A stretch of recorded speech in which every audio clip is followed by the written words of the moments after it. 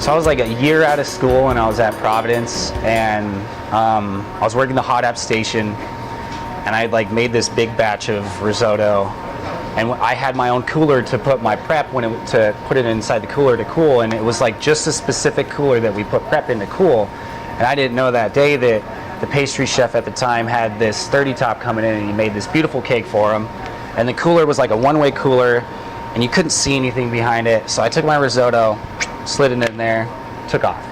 An hour later, the pastry chef comes up to me and he's like, "What the F?" And I'm like, "What?" He's like, "Did you not see my cake?" And I said, "No." And he's like, "Come here." And I go over there, and sure enough, I took off the whole top of the cake. And he was literally pulling the cake out to slice it for the guests. So he had like 10 minutes to get it ready. And it was one of those things where like, he could have yelled at me, but he looked at me and he's like, "I'm just disappointed in you." And it was like, you know, it was one of those like your mom telling you you're disappointed. So you're like, "Oh my God." So I went over there and I did the best that I could to help him out. And that was probably one of the most embarrassing moments of my cooking. Yeah.